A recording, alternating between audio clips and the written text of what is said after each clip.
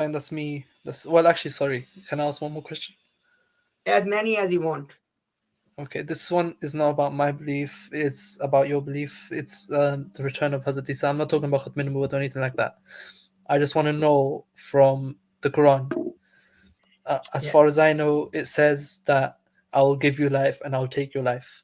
Where does it say? Because it says that much, you know.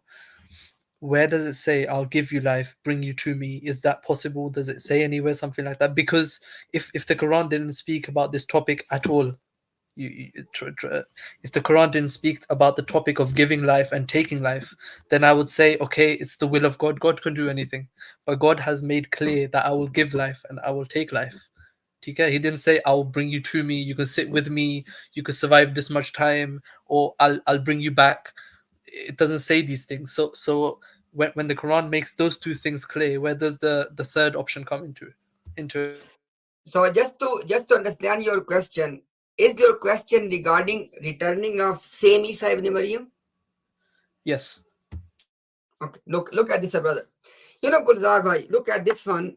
Look, I know that there are tensions between two communities, and sometimes because of these tensions, we actually miss each other's point.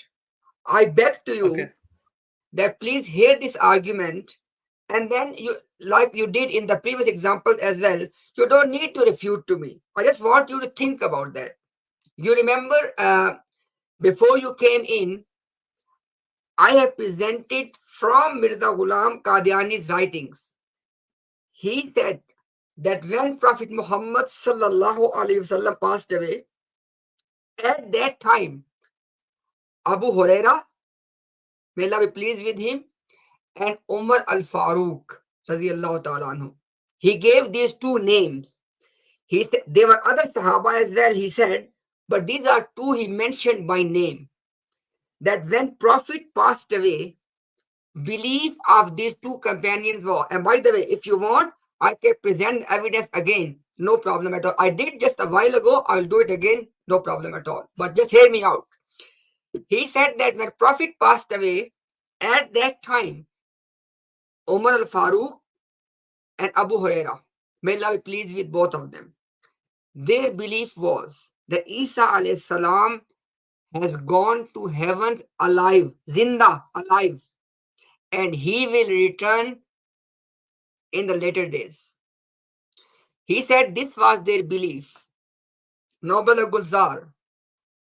Obviously, Mirza Ghulam Qadiani realized the problem here. He said that people might think that these are great companions.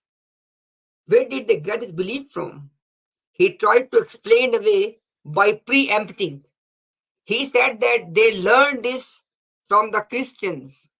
But the point is, there is no evidence that Sayyidina Umar radiallahu ta'ala anhu, about whom Mirza Ghulam Qadiani said that Allah speaks to Umar.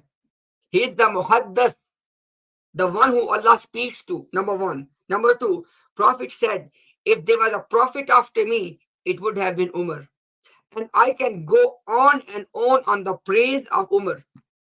If this person, Umar, of this caliber, he was getting and learning the wrong beliefs from Christians, my question is, can we then ever trust anything transmitted to us by any other companions? This is a question I don't want to answer.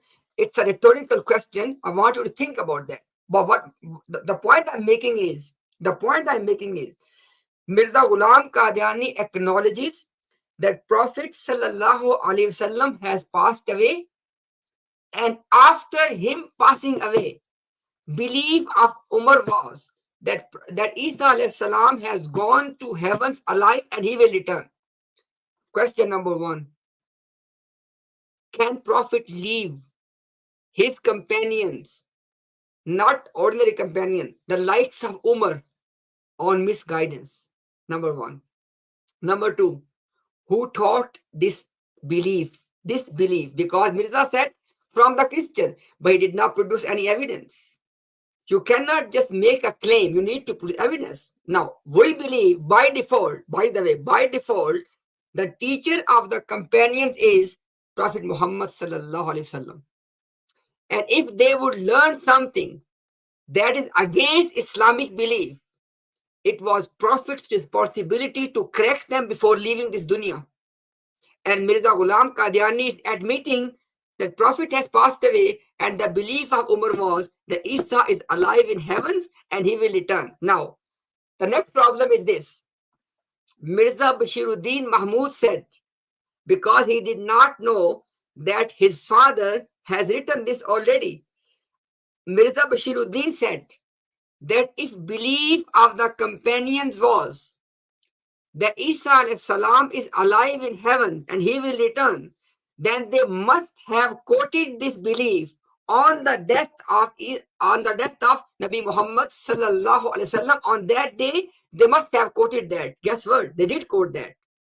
They did quote that. It means on the criterion of Mirza Bashiruddin Mahmud, the second Khalifa of your Jamaat, it is proven that the belief of companions was that Isa alayhi salam is alive in heaven and he will return. And last point.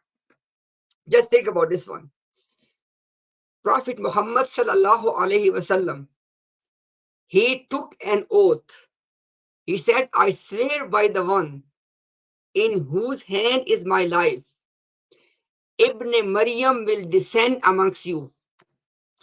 Brother Gulzar, I want you to please take a pause and just imagine if you are one of those members of that gathering whom the Prophet was saying this. But is it not true, brother, that you will say to yourself, hang on a second, Quran, the Prophet has given us Quran, the main source of knowledge. And Quran taught us already that Isa has passed away, Ibn Maryam has passed away.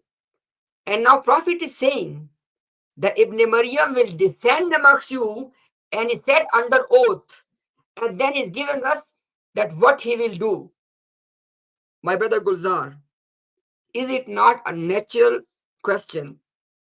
At least one person from that gathering must ask this question. O Prophet of Allah, you are saying that that Ibn Maryam will descend, but Quran has declared Ibn Maryam has passed away. Guess what?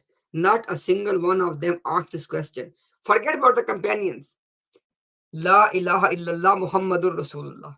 It was job of the Prophet himself, because job of the Prophet is to clarify the matters for the Ummah. If Prophet has already taught through Quran to his Ummah that Isa has passed away, Ibn Maryam has passed away, and now Prophet is saying Ibn Maryam will descend amongst you. It was job of the Prophet to explain that, hang on a second, I did say Ibn Maryam, but I don't actually mean Ibn Maryam. I actually mean somebody will born in this. Nothing. Neither Prophet explained nor any of the companion asked this question.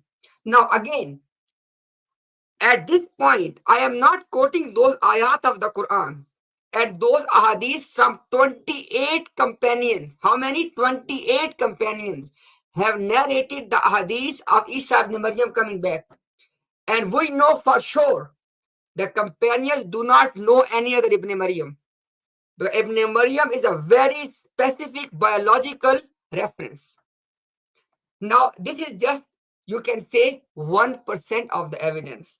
I'm sharing with you that why this side of the this side of the ummah, i.e., which you call non-Ahmadis, this is just one of, you can say, mountain of evidence that why we believe that Isa ibn Maryam is alive in heaven and he will return.